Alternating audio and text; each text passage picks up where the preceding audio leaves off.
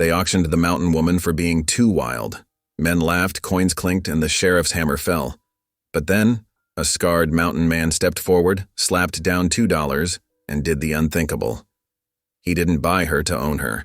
He bought her to set her free. The crowd gasped, the church bell tolled, and the dust of the street rose as whispers spread. What secret does this woman carry that makes the railroad hungry for her land? By firelight in the cabin, she shows her strength, healing a fevered child when even the town doctor failed. But with every act of mercy, fear grows. Some call her a blessing, others a witch. Then the guns come at night, flames on the porch, shackles on the man who dared protect her, and a deed in her hand that could change the future of the whole valley. In a world where justice bends to power, will one woman once branded too wild find freedom, love, and dignity, or be silenced forever? Drop a comment below and share which part of the world you're tuning in from today. If you enjoy stories like this, don't forget to subscribe for more. Autumn leaves skittered across the dusty main street of Silver Creek, Colorado, as the morning sun cast long shadows between the weathered buildings. The year was 1878, and the small mining town was alive with unusual activity. Miners in dirt-crusted boots, ranch hands with weathered faces, and townsfolk in their Sunday best crowded around the courthouse steps, their breath visible in the crisp mountain air. Amanda Greyhawk stood straight-backed on those steps, her chin lifted despite the jeers from the gathering crowd. Her rawhide dress, adorned with intricate beadwork that caught the morning light, spoke of her Apache heritage. Dark braids fell past her shoulders, woven with leather strips in the way of her mother's people. But her green eyes, a legacy from her Scottish father, blazed with defiance. Sheriff Tom Weller's voice cut through the morning air like a dull knife. By order of this court, Amanda Greyhawk, being deemed unfit for decent living, is to be sold as a wife to any man willing to take responsibility for her wild ways. He emphasized the word wild with a smirk that made several onlookers chuckle. "Ain't worth the trouble," someone called from the crowd. "That one's got more Apache than sense in her." Amanda's fingers curled into fists at her sides, but she kept her face impassive. The leather ties binding her wrists bit into her skin as she fought to maintain her dignity. The crowd's taunts continued, bitter as winter wind. "2 bits," shouted a grizzled miner, tossing coins onto the courthouse steps. They landed with a metallic ping that made Amanda's stomach turn. "4 bit," called another to scattered laughter. "A whole $1 if she comes with that fancy dress." This brought another wave of cruel mirth from the assemblage. Sheriff Weller's patience began to wear thin as the mock bidding dwindled to silence. The morning sun climbed higher, and sweat began to bead on his forehead despite the autumn chill. "Come now, gentlemen. Surely someone sees the value in—" A disturbance in the crowd cut him short. People stepped aside as a tall figure pushed through their midst. Amanda's eyes narrowed as she studied the newcomer. He moved with the fluid grace of a mountain lion, though his clothes marked him as a trapper. Buckskins worn smooth with use, a powder horn at his hip, and a well-maintained rifle across his back. The man's face bore a long scar that ran from his left temple to his jaw, but it was his eyes that held Amanda's attention. They were the color of a winter sky, clear and somehow kind despite his rough appearance. This was Kevin Boone. She'd heard whispers of him, the reclusive trapper who came down from the high country only a few times each year to trade furs. $2. Boone's voice was quiet but carried across the suddenly silent crowd. He pulled 2 silver dollars from a leather pouch and held them up, catching the morning light. Sheriff Weller's eyebrows rose. $2 for the half-breed girl? He glanced around the crowd, waiting for another bid. When none came, he shrugged and lifted his gavel. "Sold to Kevin Boone for $2. The crowd pressed closer, eager to see what the mountain man would do with his purchase. Amanda tensed, preparing herself for whatever might come next. She'd heard stories of Boone's prowess as a fighter, how he'd once held off 3 claim jumpers with nothing but a skinning knife. But Kevin Boone surprised them all. He climbed the steps with deliberate slowness, his boots striking the wooden boards with hollow thuds. Without a word, he drew a knife from his belt. Amanda held her breath. But instead of threatening her, He cut the bonds at her wrists with a single, swift motion. "No human being should ever be bought or sold," he declared, his voice carrying across the square. "You're free to go, Miss Greyhawk." A collective gasp rose from the onlookers. Sheriff Weller's face reddened with anger. "Now see here, Boone." "The sale is complete," Kevin interrupted, his tone brooking no argument. "And I've chosen to set her free. Unless you're suggesting the law doesn't recognize my right to do with my property as I see fit?" The sheriff's mouth worked soundlessly for a moment before he spat to the side. "Your $2, your choice, but don't come crying to me when she shows her true nature." Amanda rubbed her wrists where the bindings had left red marks, studying Kevin's face. She saw no trace of mockery there, no hidden agenda in his steady gaze. Still, years of prejudice had taught her caution. "Why?" she asked simply. "Because it's right," he answered just as simply. The crowd began to disperse, muttering among themselves about the strange turn of events. Some cast dark looks at both Amanda and Kevin, while others seemed thoughtful, perhaps touched by this unexpected act of mercy. As the autumn day waned toward evening, long shadows stretched across the town square. The courthouse steps were empty now, save for a few fallen leaves that danced in the cooling breeze. Amanda found herself following Kevin as he walked away from the square, maintaining a careful distance between them. "I don't need your protection," she said finally, her voice carrying an edge of pride. Kevin paused and turned to face her. "Never thought you did. But sometimes even the strongest need a moment's grace to find their footing." Amanda studied him, noting how he kept his hands in plain sight, how he made no move to crowd her space. The last rays of sunlight caught the silver threading in his dark hair, and for a moment she was reminded of her father, another man who had believed in doing what was right no matter the cost. "I'm much obliged," she said carefully, using the formal words she'd learned from her father's people. "But don't expect me to play the grateful savage." A ghost of a smile touched Kevin's scarred face. "Expect nothing except what you choose to be, Miss Greyhawk. That's what freedom means." The evening air grew cooler as shadows lengthened across the street. A lone wolf's cry echoed from the distant mountains, reminding Amanda of all she'd lost, and perhaps, though she wasn't ready to admit it, of all she might yet find. She watched as Kevin Boone walked away, his figure silhouetted against the setting sun, and felt something shift in her heart, like ice beginning to thaw after a long winter. The courthouse bell tolled the evening hour, its sound rolling across the small town. Amanda touched the beadwork at her collar, her fingers finding the familiar patterns that told the story of her people. For the first time since her father's death, she felt the weight of solitude lift slightly from her shoulders. She wasn't sure what tomorrow would bring, but for now, she was free. And that was enough to be getting on with. The crisp autumn air carried the scent of wood smoke and approaching night as Amanda watched the last rays of sunlight paint the western sky in shades of gold and purple. She knew the townsfolk would be watching, waiting to see what she would do with this unexpected freedom.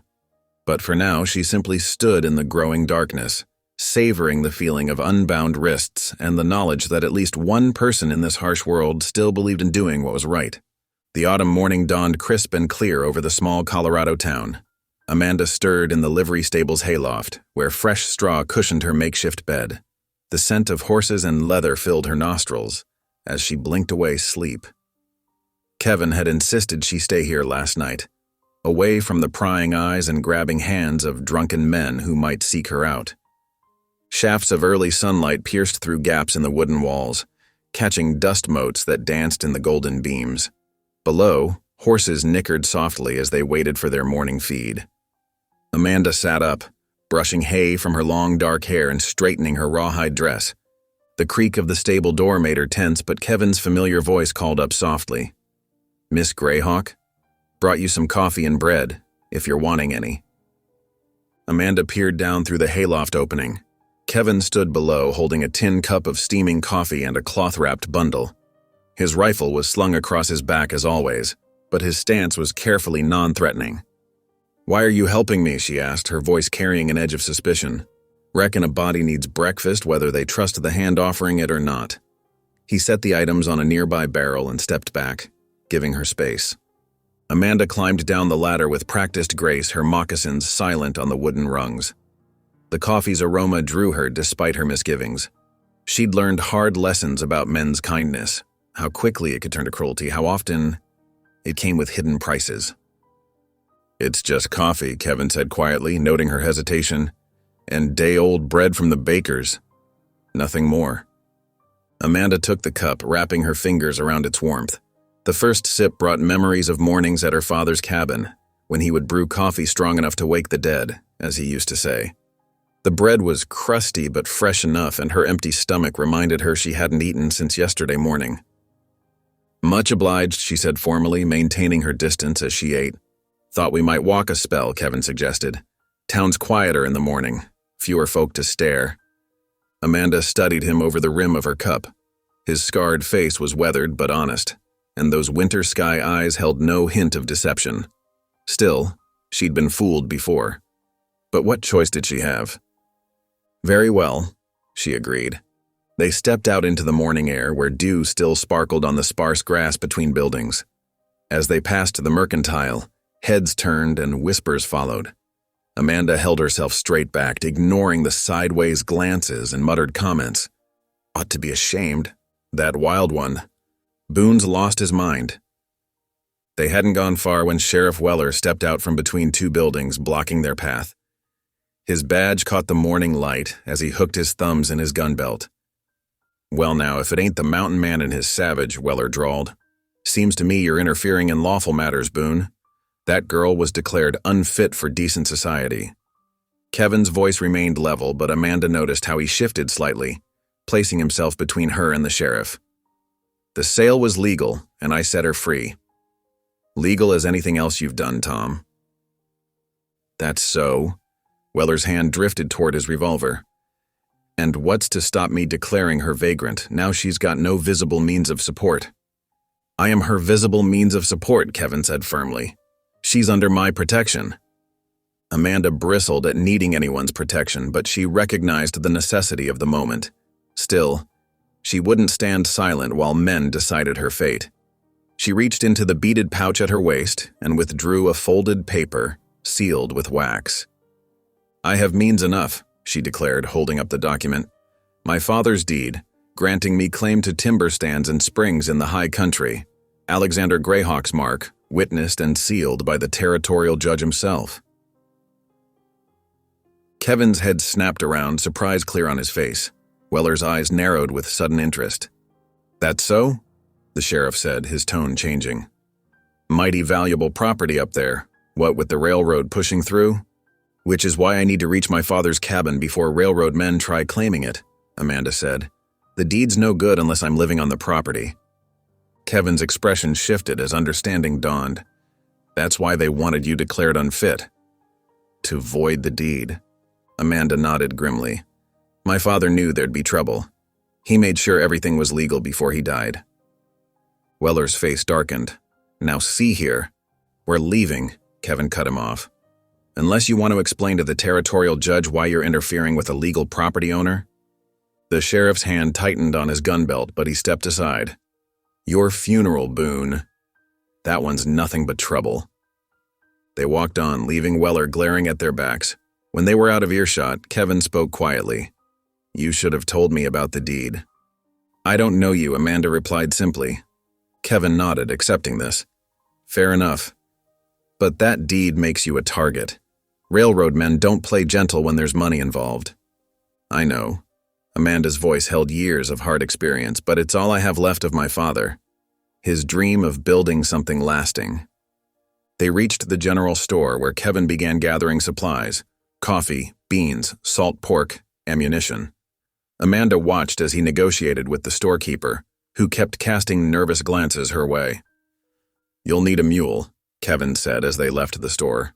"Can't carry enough supplies on foot and the trail's too rough for wagons." "I have no money," Amanda admitted reluctantly. "I do." Kevin's tone brooked no argument. "You can pay me back once your claim's secured." The sun was settling toward the western peaks by the time they had everything ready. Kevin had found a steady-footed mule and loaded it with supplies, bedrolls, and basic tools. Amanda had changed into clothes better suited for mountain travel: sturdy boots, wool pants under her dress, and a warm jacket. They rode out of town as dusk painted the sky in shades of purple and gold. Amanda on her father's old mare, Kevin on his mountain pony, the pack mule plodding between them. Neither looked back at the town's lights beginning to twinkle in the gathering darkness. They made camp in a sheltered hollow beside a small creek, far enough from town that no one would easily find them. Kevin built a small fire while Amanda arranged the bedrolls on opposite sides of the flames. Sparks drifted upward into the darkening sky as they shared a simple meal of beans and bread. "Your father," Kevin said finally, breaking the long silence, "he taught you the mountain ways?" Amanda stared into the fire. "Some. My mother's people taught me more, before they were driven north." She fell silent again, unwilling to share the deeper pain of those memories. Kevin nodded, not pressing further. He could sense there was more to her story, loss and betrayal carved into her spirit like the scar on his own face. But trust, like healing, took time. The fire crackled softly as night settled around them. Somewhere in the darkness, a coyote called to its mate, a lonely sound that echoed off the distant cliffs. Amanda wrapped herself in her blanket, her father's deed secure against her heart, and watched the sparks dance upward to join the stars. Kevin took first watch, his rifle across his knees as he settled against a boulder. He knew the dangers they faced, from nature, from men, from the shadows of their own pasts. But something in Amanda's quiet strength called to him, awakening protective instincts he'd thought long buried with his wife. The night deepened around their small camp while up in the high country, snow clouds gathered over the peaks where Amanda's father had dreamed of building a future his daughter now fought to claim, with only a mountain man's honor standing between her and those who would take it all away. Dawn painted the eastern sky in gentle brush strokes of pink and gold as Amanda and Kevin broke camp. The morning air held an autumn crispness that made their breath visible in small clouds. Kevin checked the mules' packs while Amanda scattered dirt over their fire's remains, each moving with the efficient rhythm of those accustomed to life on the trail. The wagon path ahead wound through rocky terrain, marked by deep ruts from years of wooden wheels. Their horses picked their way carefully, hooves crunching on loose stones. The pack mule plodded steadily between them, occasionally stopping to snatch mouthfuls of dry grass. Amanda rode with the easy grace of someone born to the saddle. Her eyes constantly scanned their surroundings, not just for danger, but for useful plants. When she spotted a cluster of purple coneflowers growing between rocks, she dismounted smoothly. "Good medicine," she explained quietly, kneeling to gather the flowers with careful reverence, "for fever and wounds." Kevin watched as she tucked the plants into her saddlebag, noting how she murmured what sounded like a prayer of thanks in Apache. She didn't waste motion or words, reminding him of the mountain cats that moved through his hunting grounds, self-contained and purposeful. "My wife used to gather herbs," he offered, surprising himself. He rarely spoke of Sarah, though she preferred garden plants to wild ones. Amanda mounted again before responding. "The wild ones are stronger. They fight to survive." Kevin nodded, understanding she wasn't just talking about plants. They rode on in comfortable silence, the sun climbing higher overhead. Amanda spotted more herbs along the way, yarrow, wild mint, and what she called grandfather's beard growing on tree bark. Each time she gathered only what was needed, leaving the rest to grow. By midday, they reached a high ridge overlooking a broad valley. Kevin reined in his horse, gesturing for Amanda to do the same. Below them, dozens of men swarmed like ants across the landscape. The sharp ring of hammers on metal stakes echoed up to their position, along with shouts and the rumble of supply wagons. "Railroad crews," Kevin said grimly, "moving faster than I expected." Amanda's spine stiffened as she studied the scene. "They're on my father's claim," she said, her voice tight with anger. "Those stakes, they're marking a route straight through our spring meadow." Kevin watched her knuckles whiten on her reins. "We'll need to circle wide around them," he said. "Can't risk being spotted, not with that deed you're carrying." Amanda nodded sharply, but her eyes lingered on the valley. "My father used to say the railroad was like a great iron snake swallowing everything in its path." She touched the pouch containing his deed. "He wanted our land to stay free." They turned their horses east, picking their way through dense pine forest where the survey crews wouldn't venture. The going was slower, but safer. Kevin led them along game trails he knew well, stopping occasionally to check their direction against the sun and distant peaks. The afternoon wore on as they climbed steadily higher into the mountains. The air grew thinner, carrying the sharp scent of pine needles and distant snow. Finally, as the sun began to sink toward the western ridges, Kevin guided them around a thick stand of pines to reveal a small cabin nestled against a rocky outcropping. A clear stream tumbled past the cabin's door, its music a constant whisper. Smoke-blackened logs spoke of years of use, while neat stacks of firewood and well-maintained tools showed current care. It wasn't fancy, but it was solid, a true mountain home. "It's not much," Kevin said gruffly, suddenly aware of how humble it might look to her. "But it's dry and warm." Amanda studied the cabin and its surroundings with careful attention to detail. "Good water," she noted. "Good protection at your back. Smart place for a home." Kevin helped her unload the mule while explaining the cabin's features. Creek never runs dry, even in summer. Cave in the rocks behind makes a good storehouse. Plenty of game in these woods, and the chimney draws well in all weather. Inside, the cabin was simple but well-ordered. A stone fireplace dominated one wall, with iron cooking hooks and a broad hearth. Rough-hewn shelves held supplies and tools. A narrow bed stood in one corner, while wooden pegs along the walls held clothes and gear. "You take the bed," Kevin said, moving to clear some things from it. "I'll sleep by the fire." Amanda shook her head. "I don't need—" "You do," Kevin interrupted firmly but gently. "You're tired, though you hide it well, and I won't impose on you. My word on that." Amanda studied him for a long moment, then nodded. "Thank you," she said simply. While Kevin built up the fire and started coffee brewing, Amanda arranged her few belongings with the same precise care she'd shown with the herbs. She kept the deed pouch close, but her shoulders gradually lost some of their tension as the cabin's warmth began to seep in. Kevin mixed cornmeal and water, adding a pinch of salt before pouring the batter into a hot skillet. Soon the smell of cooking cornbread joined the coffee's aroma. He set beans to simmer with salt pork, falling easily into the rhythm of camp cooking he'd learned over years of mountain life. As they ate their simple supper, the last daylight fading outside the cabin's single window, Amanda's reserve softened slightly. The warm food and safe shelter seemed to loosen something tight inside her. "My father used to sing," she said unexpectedly, staring into her coffee cup. "Old songs from his Scotland, and new ones he made up about the mountains here. He said music helped him feel less lonely." Kevin nodded, understanding the weight of mountain solitude. "I know some psalms," he offered. "Nothing fancy, but they help on long nights."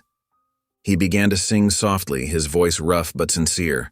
"The Lord is my shepherd, I shall not want. He maketh me to lie down in green pastures." Amanda listened, her face thoughtful in the firelight. Kevin could see conflict in her expression, wanting to trust, yet held back by old wounds. He didn't push, just let the ancient words fill the quiet cabin. When he finished, Amanda remained silent for a long moment.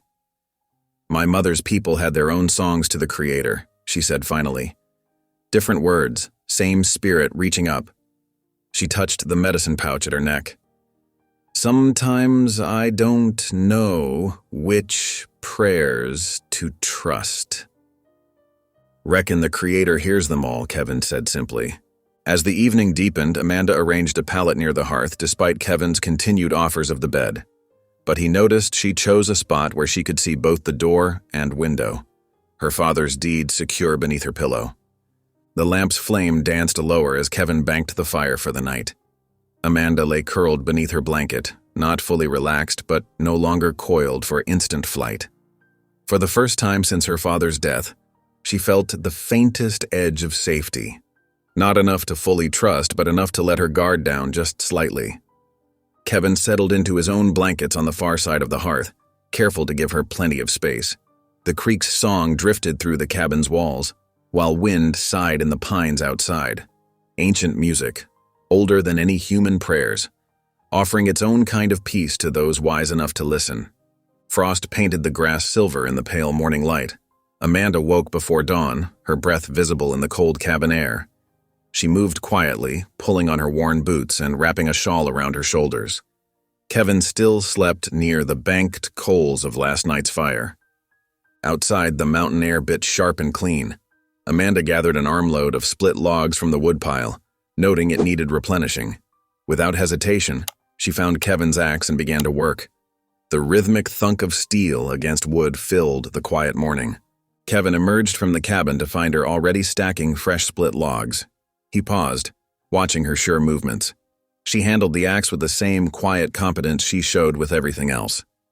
"Didn't expect to find you doing my chores," he said, his voice still rough with sleep.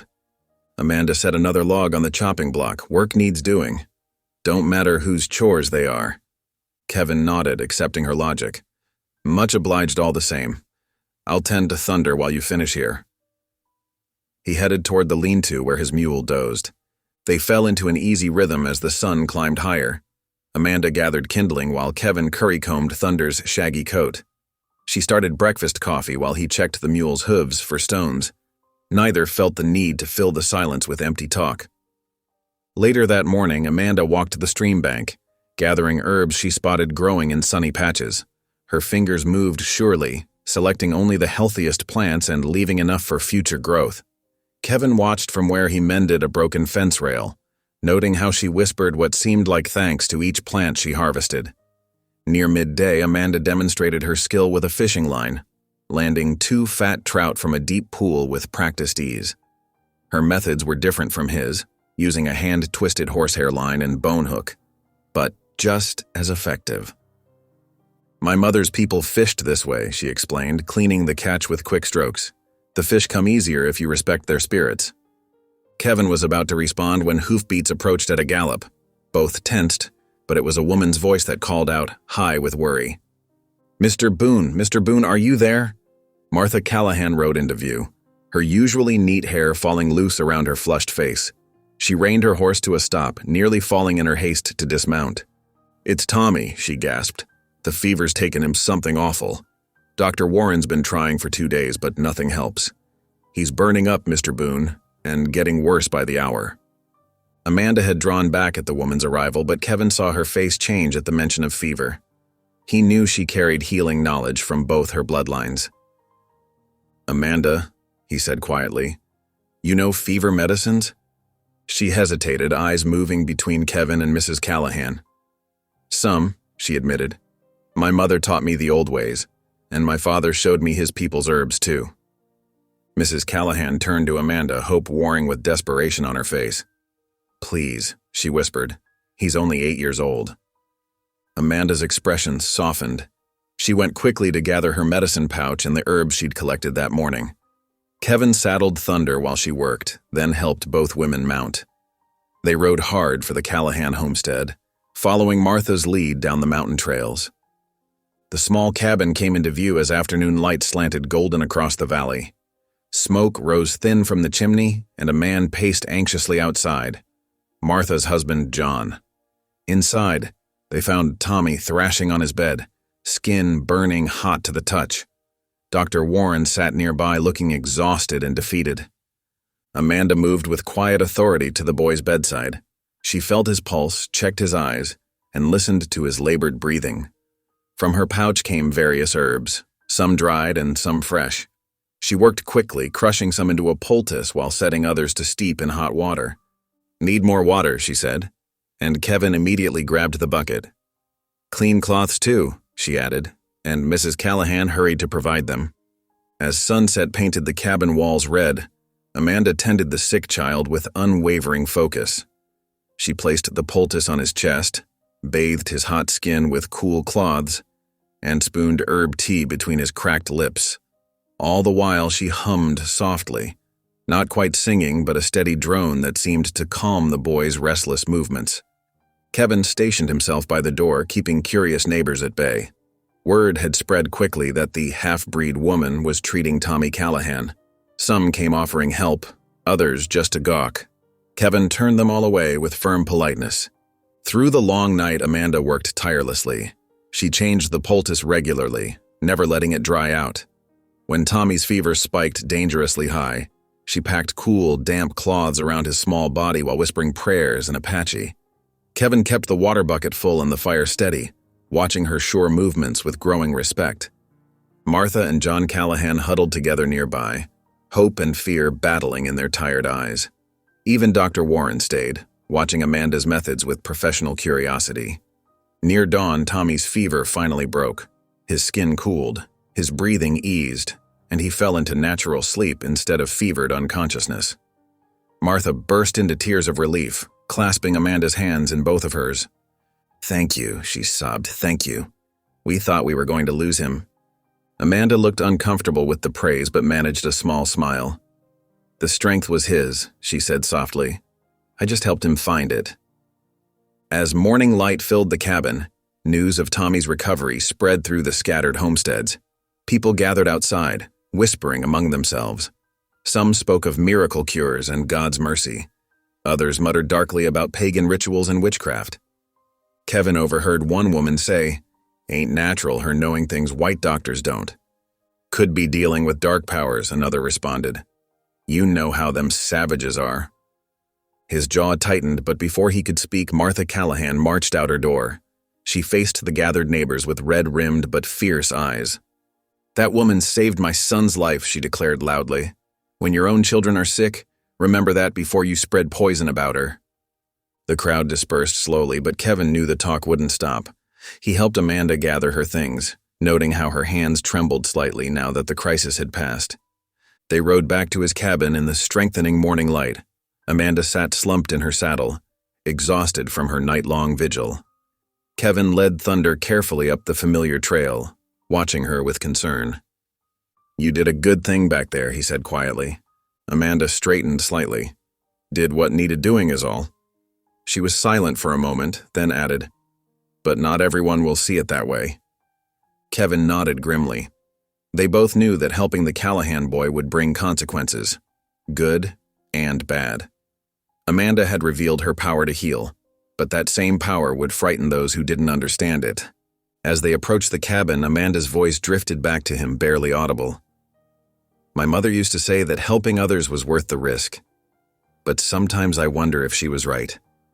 Kevin had no answer for that, so they rode on in silence as the mountain sun rose higher, casting long shadows across their path. The next morning dawned clear and cool. Kevin saddled Thunder for the ride into town, checking his supply list one final time. Amanda stood in the cabin doorway, her face shadowed with concern. "I'd rather you didn't go," she said softly. "The town holds nothing good." Kevin adjusted the saddle straps, understanding her worry. "We need supplies. Coffee's nearly gone, and the flour won't last another week." He patted Thunder's neck. "Besides, best to know what folks are saying." Amanda nodded reluctantly. "Just be careful, people fear what they don't understand." "I reckon they do." Kevin mounted up, settling into the worn leather saddle. "Bar the door while I'm gone. I'll be back before sundown." Thunder's hooves kicked up dust as they descended the mountain trail. The morning air carried the scent of pine and sage, clean and sharp. Kevin kept alert, noting fresh tracks in the dirt, more traffic than usual on this quiet mountain path. The town emerged from the morning haze around 10 o'clock. Kevin tied Thunder outside the general store, noting how conversations hushed as he entered. Mrs. Peterson, the storekeeper's wife, watched him warily from behind the counter. "Morning, ma'am," Kevin said politely, setting his list on the counter. "Need a few things?" She gathered his supplies in tense silence: coffee beans, flour, salt, ammunition. From the back room, he heard Mr. Peterson muttering about them that consorts with witches.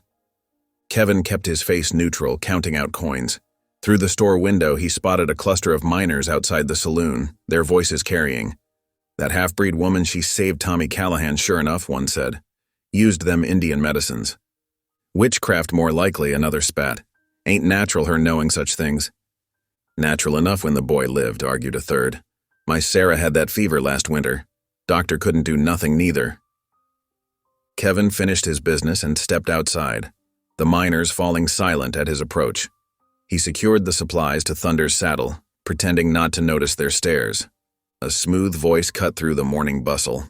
"Mr. Boone, a moment of your time?" Kevin turned to face a well-dressed man he didn't recognize. The stranger's suit was fine Eastern cloth, his boots polished city leather that had never seen real trail work. "I'm Harlow, representing the Denver and Rio Grande Railroad Company." The man smiled, but it didn't reach his eyes. "Might we discuss a matter of mutual interest?" Kevin's instincts prickled. "Don't recall having any business with the railroad."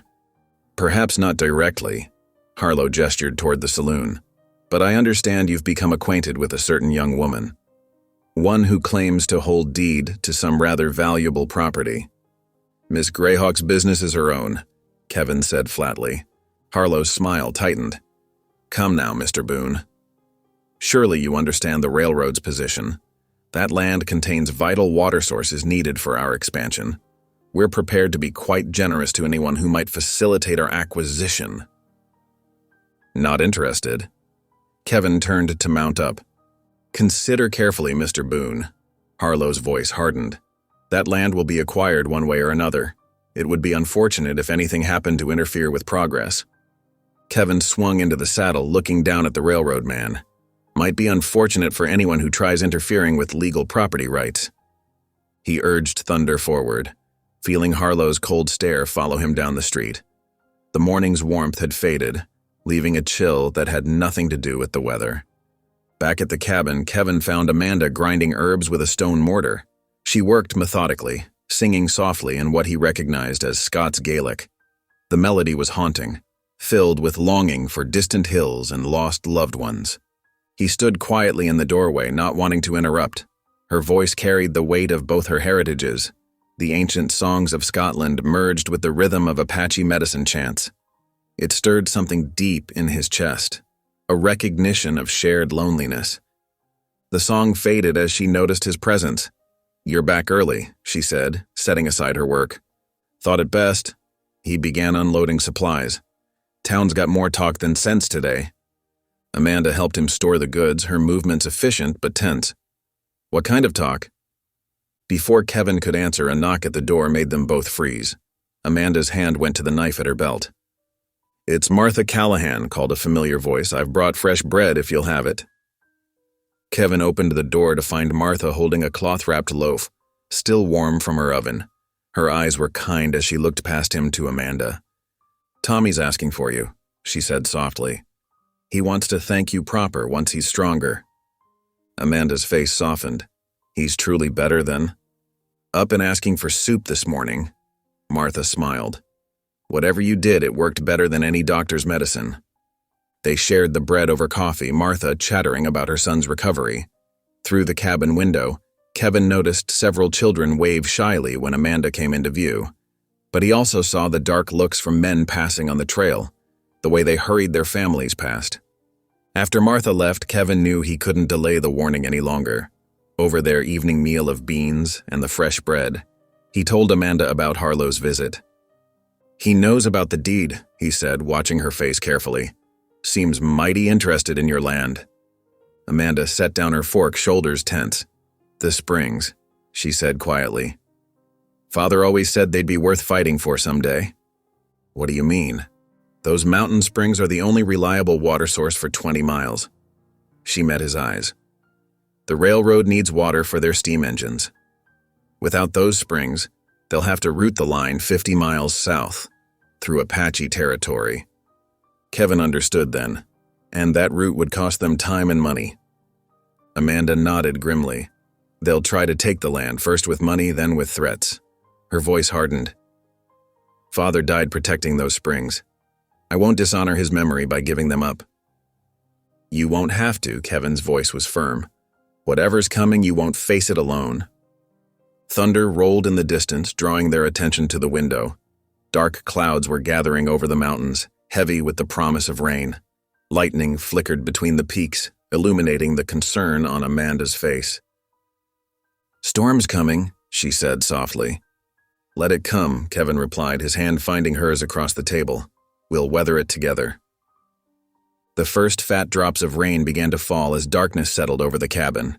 Neither spoke again, but their clasped hands said more than words could manage. Outside, the storm gathered strength, while inside they found comfort in shared silence and the warmth of the hearth. Martha's bread sat between them, a reminder that not all townspeople viewed Amanda with fear. Yet Kevin couldn't shake the memory of Harlow's cold smile or the growing whispers in town. He knew the railroad man wouldn't give up easily. Men like that never did. Amanda rose to add wood to the fire, her movements graceful in the flickering light.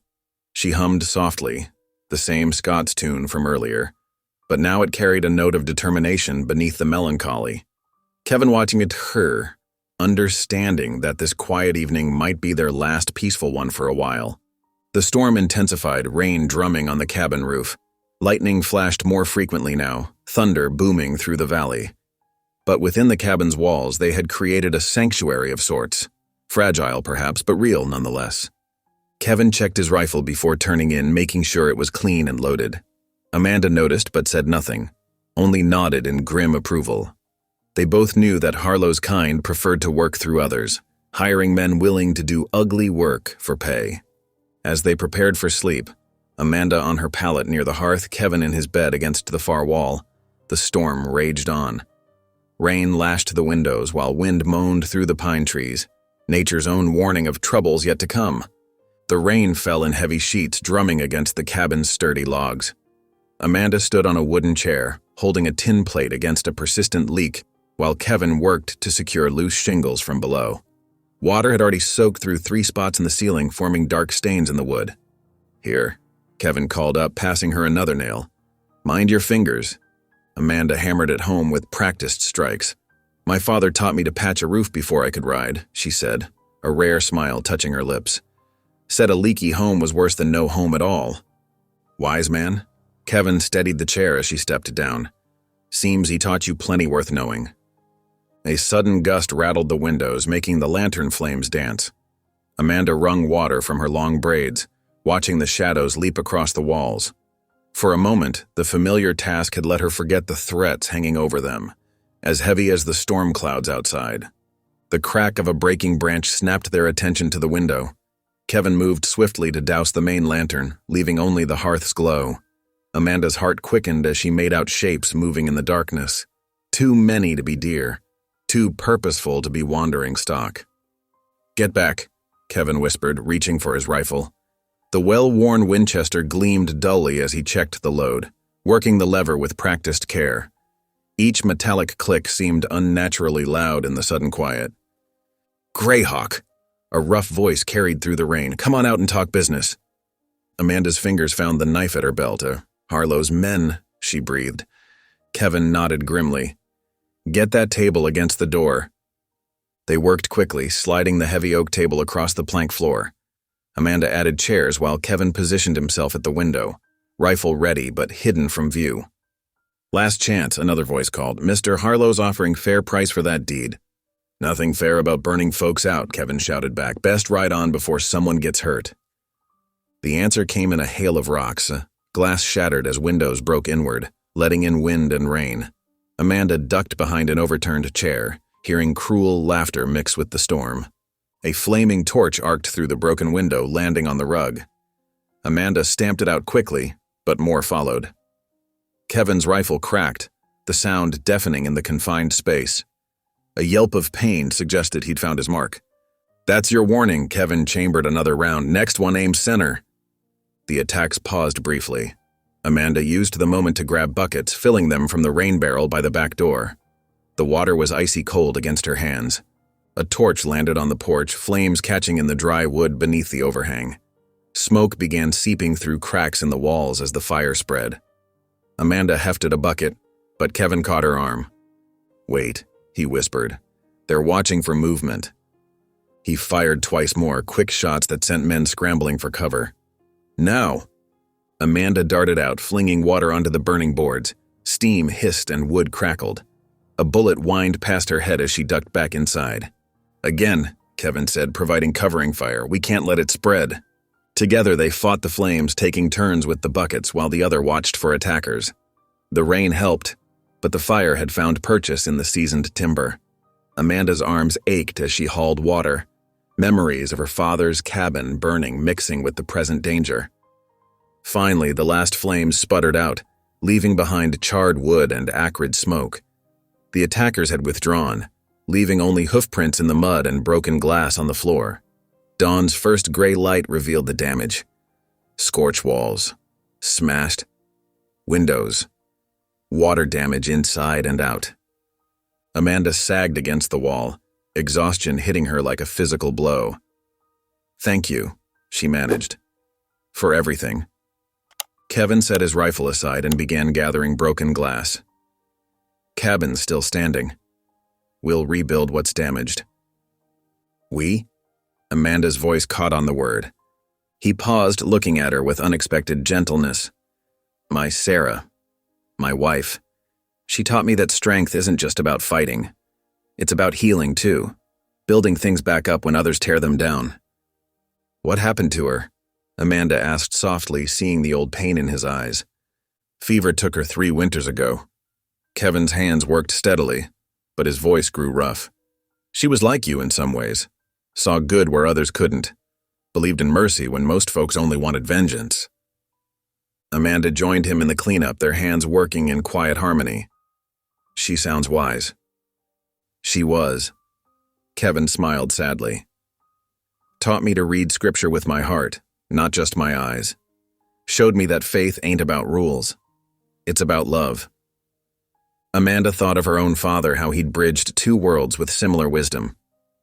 "This land," she said finally, "it's not just about the springs anymore. It's become something else."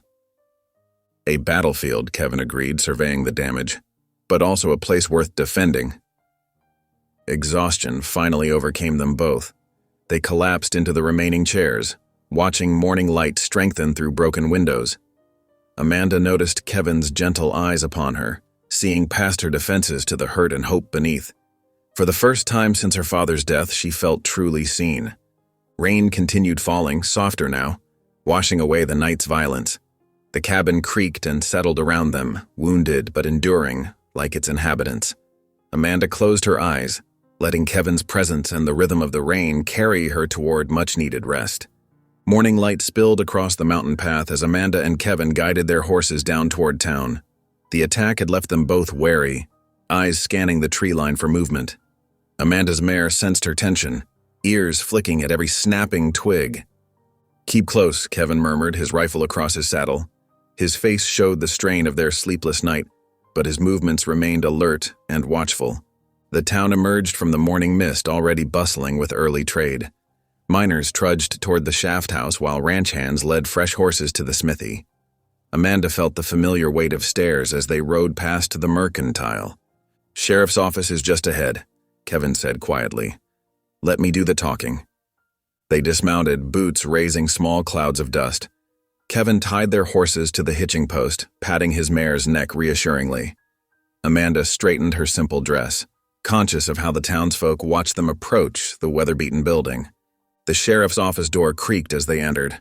Sheriff Weller sat behind his desk, boots propped up, barely glancing from his newspaper. "Well now, what brings the mountain folk to town?" "Need to report an attack," Kevin said, his voice steady.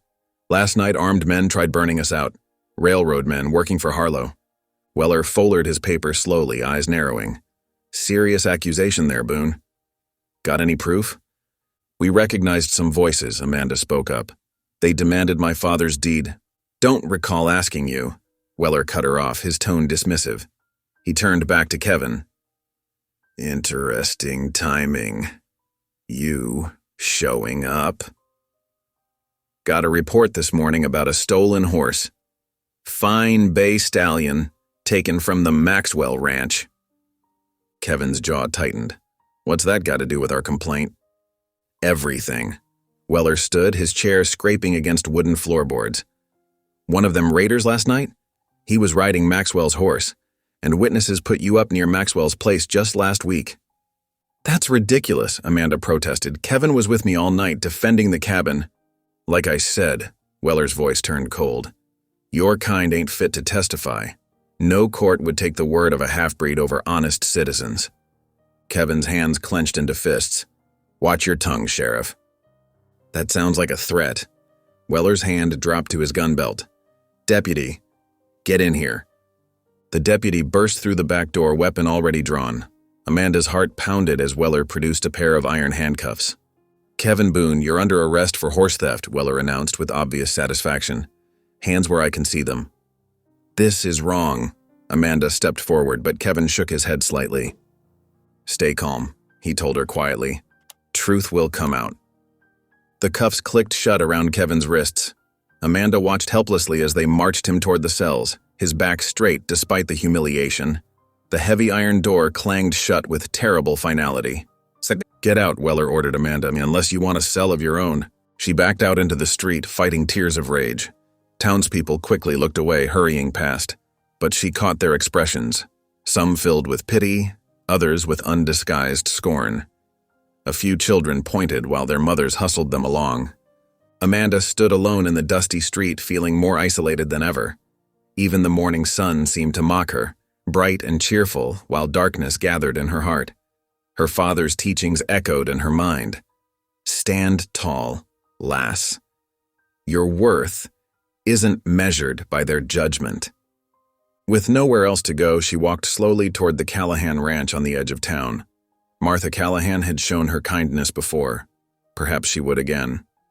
The afternoon stretched long as Amanda helped with ranch chores, trying to quiet her troubled thoughts with physical labor. As evening approached, Mrs. Callahan found her in the barn, spreading fresh hay. You'll stay here tonight, she said firmly. It ain't safe for you alone in the mountains. Amanda's throat tightened with gratitude. I'm much obliged, Mrs. Callahan. Martha, the older woman corrected gently. You saved my boy's life. Least I can do is offer you shelter. After a simple supper, Amanda returned to the barn's warm darkness. The familiar sense of hay and horses brought comfort as she settled onto a bed of clean straw. In the quiet, she began to pray, first in her father Scott's words, then in her mother's Apache tongue. The mixing of languages felt right. Both were part of her.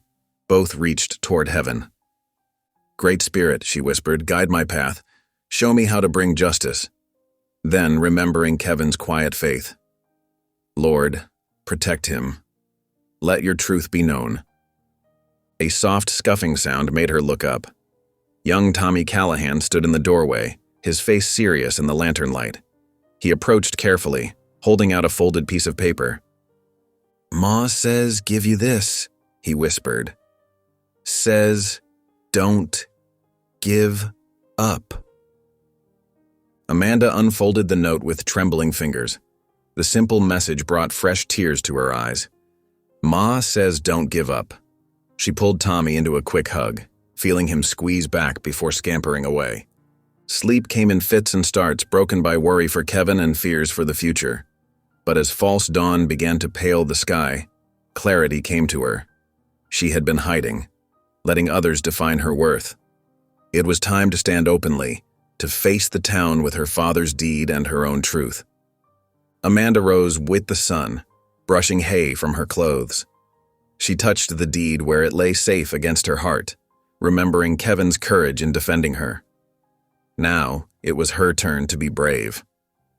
Thank you, she told Martha, who pressed a bundle of breakfast biscuits into her hands. God go with you, the older woman replied softly. Whatever you're planning. Amanda squared her shoulders and walked toward town. She would face them all, sheriff, railroad men, and townsfolk alike. Let them see her in the clear light of morning, standing tall with her father's papers and her mother's strength. The time for hiding was over. Sunday morning dawned clear and crisp over the mountain town. Amanda stood before the small mirror in Mrs. Callahan's spare room, carefully smoothing her father's woven shawl across her shoulders.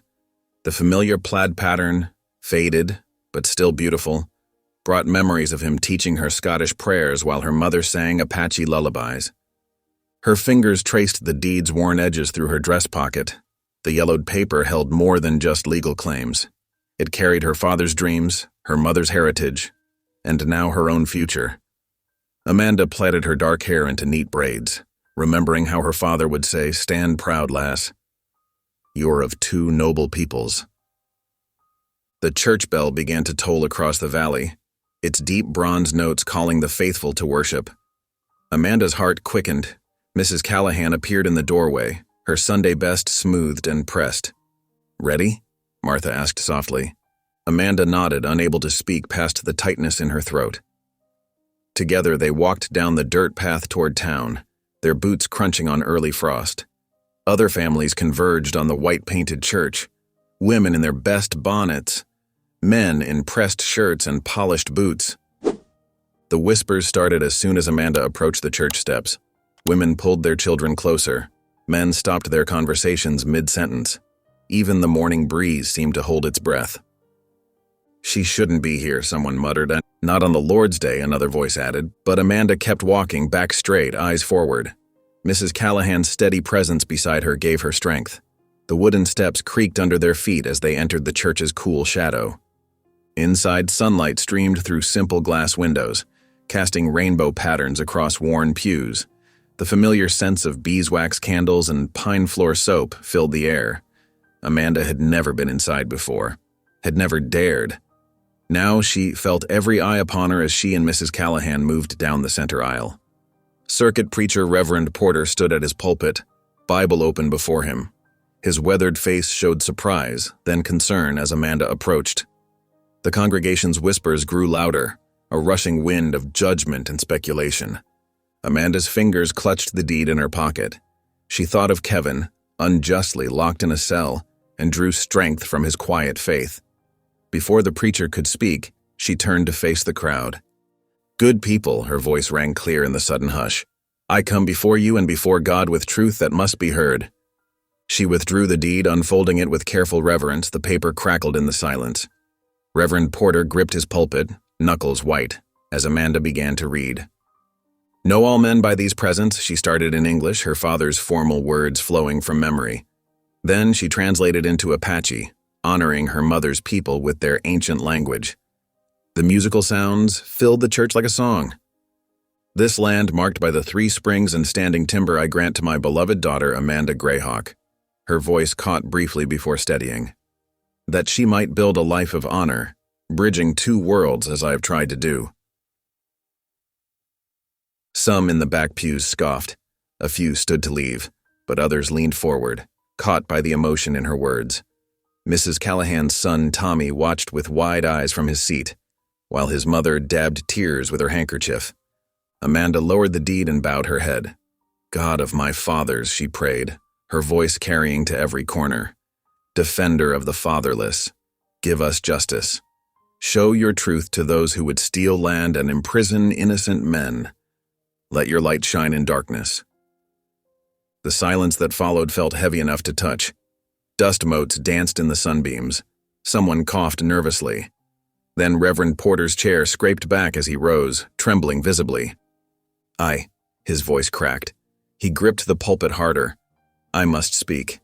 God forgive my silence these many years." The congregation stirred. Amanda held her breath as the preacher continued. "I witnessed Thomas Greyhawk sign that very deed," Porter declared. "I saw him grant that land to his daughter, legal and proper, before he took sick and died. I've carried that knowledge like a stone in my heart, watching injustice done and saying nothing." Gasps rippled through the pews. The sheriff, seated near the front, shifted uncomfortably. Several of the railroad men who had been smirking now looked away. "This woman speaks truth," Porter's voice grew stronger. "Her claim is righteous before God and man, and I will testify to it before any court in this territory." A murmur rose from the congregation, part shame, part dawning respect. Amanda felt tears threatening, but held them back. She would not show weakness now. "Thank you, Reverend," she said quietly. Then she turned and walked back down the aisle, head high. The whispers this time held different notes: wonder, regret, and something like admiration. Outside in the morning sun, Mrs. Callahan caught up to her. The older woman's work-worn hands clasped Amanda's tightly. "You're not alone anymore," she whispered fiercely. "Not ever again." Amanda squeezed back, unable to speak. Other church members began emerging, some nodding to her with new respect. Tommy Callahan darted over to give her a quick hug before his mother shooed him along. The rest of the day passed in a blur. Amanda helped Mrs. Callahan prepare Sunday dinner, the familiar tasks keeping her hands busy while her mind churned. As evening approached, she excused herself to walk alone. Her feet carried her to the jail. Light from a single lantern spilled through the barred windows. Amanda settled onto a fallen log nearby, wrapped in her father's shawl against the growing chill. The lantern's glow reminded her of nights by the cabin hearth, listening to Kevin read from his worn Bible. His quiet strength had given her courage to face the town. Now she would keep vigil for him, praying through the dark hours until justice prevailed. Stars emerged one by one above the mountains. Amanda pulled the shawl tighter, remembering her father's voice. Justice moves slow sometimes, lass, but God's truth cannot be hidden forever. From inside the jail came the soft sound of Kevin humming a hymn. Amanda closed her eyes and added her voice in a whisper, her father's Scots prayers mixing with her mother's Apache melodies as she settled in to wait through the night. The lantern burned steady and bright, a beacon of hope in the darkness. Amanda kept her vigil, watching and praying, knowing that tomorrow would bring new battles, but no longer fighting them alone. The autumn evening wrapped the town in deepening purple shadows as Amanda maintained her vigil outside the jail. Her father's shawl caught the last gleams of sunset, threads of red and gold woven through the fabric like dying embers. The street had grown quiet, most townsfolk retreating to their homes after the dramatic events at the church. A sudden commotion drew her attention. The clatter of wagon wheels and horse hooves echoed off the buildings as a black buggy rolled into town, its driver pushing the team hard despite the growing dark. Amanda stood watching as the vehicle pulled up before the hotel. Mrs. Callahan emerged from the shadows of her store's porch, hurrying to meet it. A tall man in a black coat stepped down, dust coating his clothes from hard travel. Even in the dim light, Amanda could see the gravity in his bearing. Mrs. Callahan spoke to him in low, urgent tones, gesturing toward the jail. The man nodded, his silver hair catching the last light. "Circuit Judge Morrison," someone whispered nearby. "Martha Callahan sent for him by telegraph yesterday." Amanda's heart leaped. She watched as Mrs. Callahan led the judge toward the church where Reverend Porter still sat in prayer after his momentous confession. The three disappeared inside, lamplight soon glowing through the windows. Hours crept by. Amanda paced, unable to rest. Other townsfolk began gathering in small groups, word spreading that justice had arrived. Near midnight, the church door opened. The judge emerged with Reverend Porter and Mrs. Callahan, his face stern in the lamplight. "Fetch the sheriff," he commanded. "We'll settle this matter now." Sheriff Weller arrived rumpled and irritable, clearly pulled from sleep. His hand rested near his gun until he recognized the judge's authority. His face paled. "Open the jail," Judge Morrison ordered. "We'll review your prisoner and these charges immediately." Inside the jailhouse, Kevin stood as they entered, his eyes finding Amanda's. Despite the dirt and exhaustion on his face, his gaze held steady strength. The judge settled behind the sheriff's desk, spreading out papers. Amanda's deed, the preacher's written testimony, and the sheriff's accusations. "These charges of horse theft," the judge said, fixing Weller with a hard stare. "They're based on what evidence?" The sheriff shifted. "Got word from reliable sources that—" "Sources connected to the railroad company?" The judge interrupted. "The same men who tried burning down Mr. Boone's cabin?" Weller's face reddened. "Now see here." "I see clearly enough." Judge Morrison cut him off. He turned to Reverend Porter. "You witnessed the signing of this deed?" "I did, Your Honor." The preacher's voice was firm now, shame replaced by conviction. "Thomas Greyhawk signed it proper and legal, with me and Dr. Wells as witnesses. The doctor's passed on now, but I'll swear to it on Bible and law." The judge nodded slowly, examining the deed again. Outside, the crowd had grown. Whispers and shuffling feet carried through the windows. Dawn's first gray light began seeping into the sky. "Sheriff Weller," the judge's voice cracked like a whip, "you've falsely imprisoned an innocent man and aided attempts to steal legally deeded land. Your badge." He held out his hand. Weller's face twisted. "You can't—" "Your badge," the judge repeated. "Now. Or face charges yourself." With trembling fingers, the sheriff unpinned his star. It clattered on the desk, a hollow sound in the tense room. Judge Morrison picked it up, then turned to Kevin's cell. "Mr. Boone, you're free to go. My apologies for this injustice." The cell door creaked open. Kevin stepped out, rolling his stiff shoulders. Amanda moved toward him, no longer caring what anyone thought. His arms opened, and she stepped into his embrace for the first time. He held her close, his heart beating strong against her cheek. "Thank you," he whispered into her hair. The judge cleared his throat. "Miss Greyhawk, your father's deed is legally sound. I'll register it officially myself." His expression hardened. "But be warned, the railroad won't give up easily. Mr. Harlow and his ilk will try other tactics."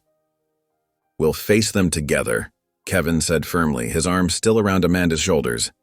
They emerged into dawn's growing light. The crowd parted, faces showing mixed emotions: shame, respect, curiosity. Sheriff Weller slunk away, refusing to meet anyone's eyes. Mrs. Callahan stepped forward, smiling through tears. "The Lord works in mysterious ways," she said, hugging Amanda. "But justice comes to those who stand in truth." The sun climbed higher as people gradually dispersed. Kevin and Amanda walked slowly toward where their horses waited. His hand found hers, fingers intertwining naturally, as if they'd always been meant to fit together. "We should check the cabin," he said softly, "see what can be salvaged." The ride into the mountains was quiet, both lost in their thoughts. Late afternoon sun slanted through the pines as they reached Kevin's homestead. The cabin's charred walls stood stark against the landscape, but the damage wasn't as bad as feared. The stream burbled nearby, constant and clear. They walked along its banks, the water's song mixing with birdsong and wind in the trees. Kevin stopped, turning to face Amanda. His eyes held depths of emotion she'd never seen before. "I need to tell you something," he said, voice rough with feeling. "When I lost Sarah, my wife, I thought my heart was buried with her, thought I'd never love again." He paused, struggling for words. "But watching you these past days, your courage, your spirit, the way you heal instead of hate." His hand gently touched her cheek. "I love you, Amanda Greyhawk. And I reckon I have since that first day, though I was too stubborn to admit it." Amanda's eyes filled with tears. "I never thought," she whispered. "People always called me wild, dangerous. I never dreamed love could be given freely, without chains or price." "Love's meant to set us free," Kevin said softly, "not cage us." Their hands clasped as the first stars appeared above the mountains. The stream sang on, witness to this moment of healing and hope. Amanda felt the weight of past hurts and loneliness lifting from her shoulders like morning mist in sunshine.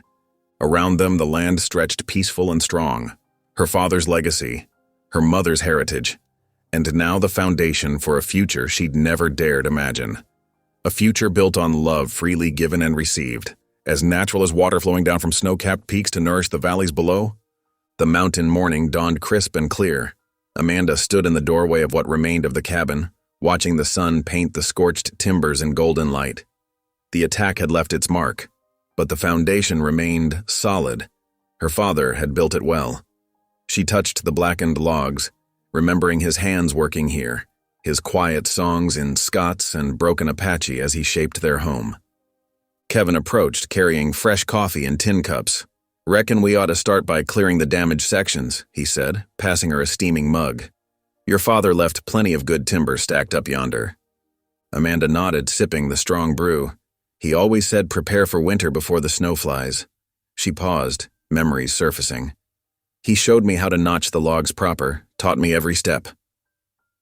The sound of wagon wheels and horses drew their attention. Amanda tensed, but Kevin touched her arm gently. "Those are friendly faces," he said softly.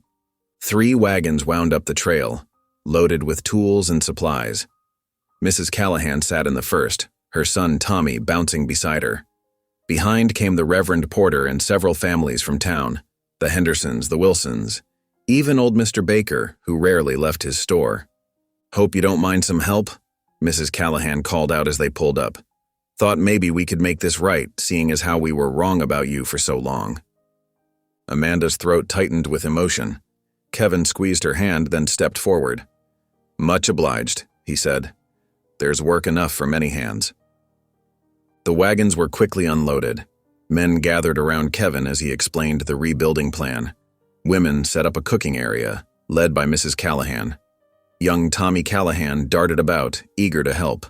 Amanda found herself surrounded by townspeople who now looked at her with respect instead of fear. She showed them to the timber her father had cut and seasoned years before, explaining how each log needed to be examined and sorted. My father knew every tree, she said, running her hand along the aged wood. He marked the best ones for corner posts, showed me how to read the grain. The work began in earnest. The sound of axes and saws filled the mountain air as damaged sections were carefully removed. Amanda moved among the workers, sharing her father's wisdom about cabin building.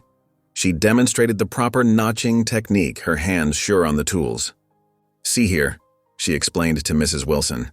"The cut must be clean and true, so the logs fit tight against winter winds." The other woman nodded, watching closely as Amanda's blade shaped the wood. Kevin worked steadily on the roof, replacing burned rafters and shingles. Every so often, he would catch Amanda's eye and smile, his face bright with pride at how she commanded respect from those who had once shunned her. At midday, Mrs. Callahan rang the dinner bell she had brought. Workers gathered around the outdoor tables, sharing bread and stew. Amanda found herself seated between Mrs. Callahan and Reverend Porter, included naturally in their conversation. "Your knowledge of building is remarkable," the Reverend said. "Both your father's teaching and your mother's people's wisdom, I expect?" Amanda nodded. "The Apache understand how to work with the land, not against it. My father learned that too, over time."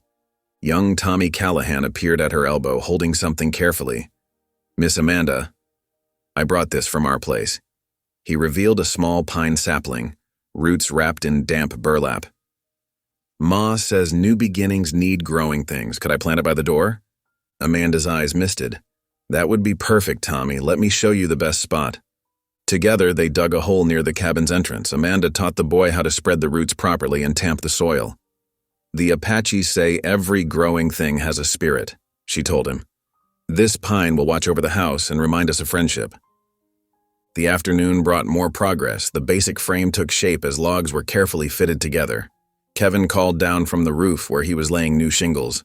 "Amanda, come see how it's looking." She climbed the ladder carefully. From above, she could see the whole valley spread out below, the same view her father had loved. Sawdust filled the air with its fresh scent as Kevin worked beside her, their shoulders touching companionably. "Never thought I'd see the day," he said quietly, "when the whole town would come together like this." "The Lord works in mysterious ways," Amanda replied, using Mrs. Callahan's favorite phrase. Kevin's eyes crinkled with pleasure at hearing those words from her lips. But not all was peaceful. As the sun began to western, a rider approached at a gallop. It was Mr. Henderson's oldest boy, his face worried. "Pa! Miss Amanda," he called out. "The water trough's down to the south pasture. They've been smashed up something awful, and someone's been spreading word in town that you're fixing to sell this whole place to mining interests." Amanda's hands tightened on the roof beam. "Harlow," she said grimly. "He won't give up easily." Kevin stood, his expression hardening. "We'll ride down first thing tomorrow, see to those troughs." As for the rumors, he looked at the gathered townspeople who had stopped work to listen. "I reckon the truth speaks louder than lies." "Indeed it does," Reverend Porter spoke up, "and we'll make sure that truth is heard. Won't we, folks?" A chorus of agreement rose from the workers. Mrs. Callahan stepped forward, her face determined. "Those railroad men don't know who they're dealing with. They think they can poison minds against you, Amanda. But we've seen your heart now. We stand with you." Evening approached, painting the mountains in purple and gold.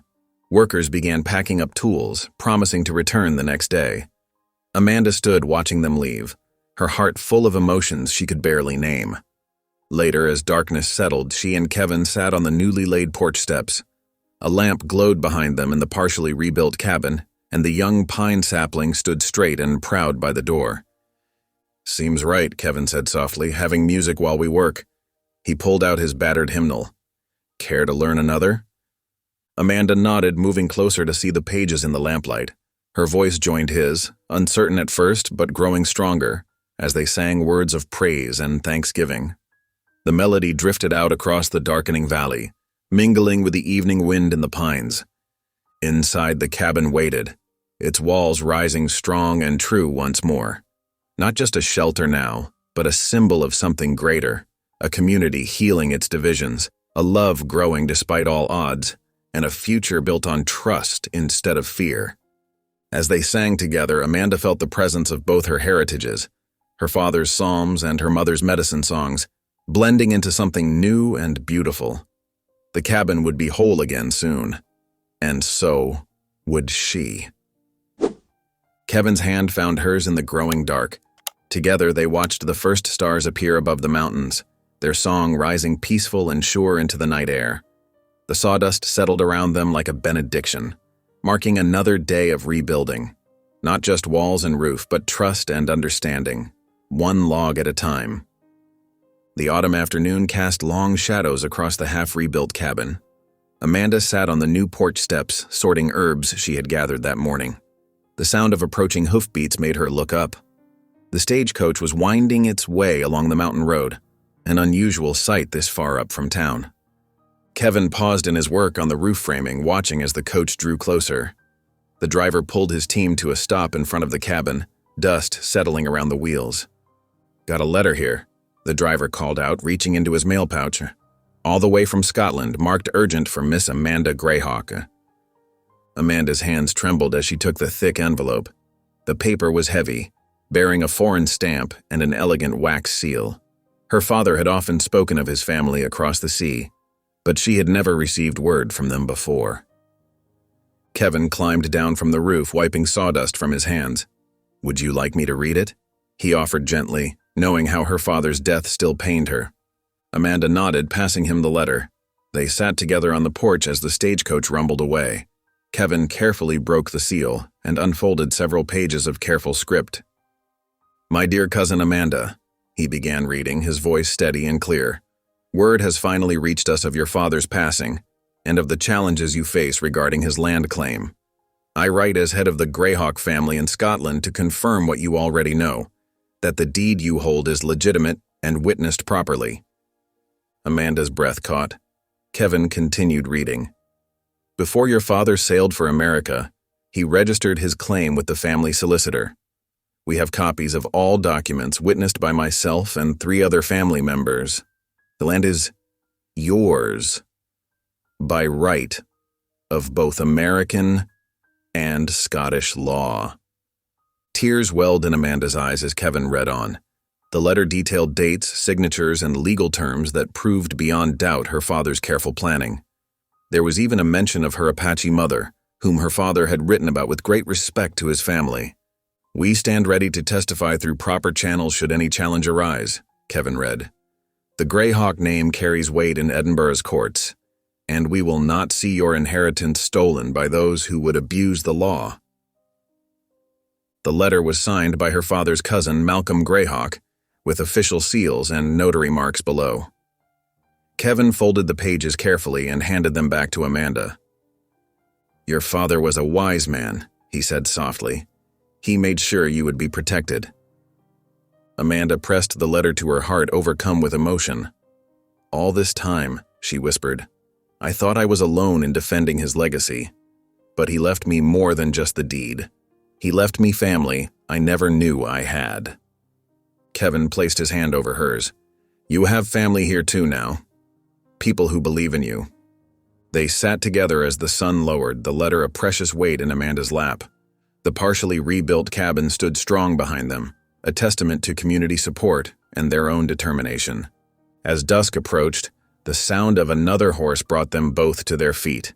This time it was Harlow, riding up alone on his expensive bay stallion. His city clothes looked out of place against the rugged mountain backdrop. Kevin's hand moved toward his rifle, but Amanda touched his arm. They watched as Harlow dismounted and straightened his vest, trying to project authority.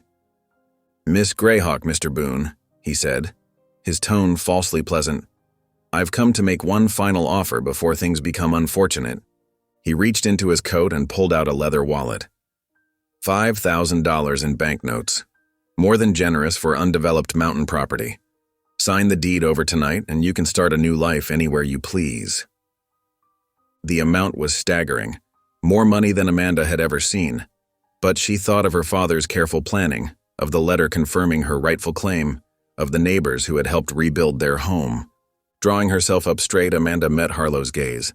"This land," she said clearly, "was bought with blood and faith. No coin can purchase it." Kevin stood firm beside her, his presence steady and sure. Harlow's pleasant mask cracked, showing the fury beneath. "You're making a grave mistake," he snarled. "I control the banks, the supply trains, the merchants. I can ensure no one will sell to you, trade with you, or help you. You'll watch your precious land wither and die around you." Kevin's grip tightened on his rifle, but he remembered Amanda's words about justice without vengeance. He kept the weapon lowered, though his voice carried steel. "Your threats don't carry much weight anymore, Harlow," he said. "The town's seen through your lies.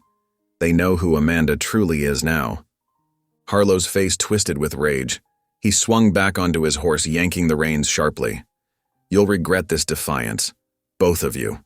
He spurred his mount, sending dirt flying as he galloped away into the gathering darkness. Amanda released a shaky breath. Kevin set his rifle down and turned to her, concern in his eyes. "Are you all right?"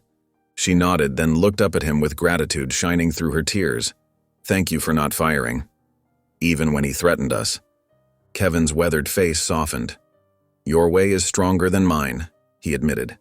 "You've taught me that justice doesn't always need a gun.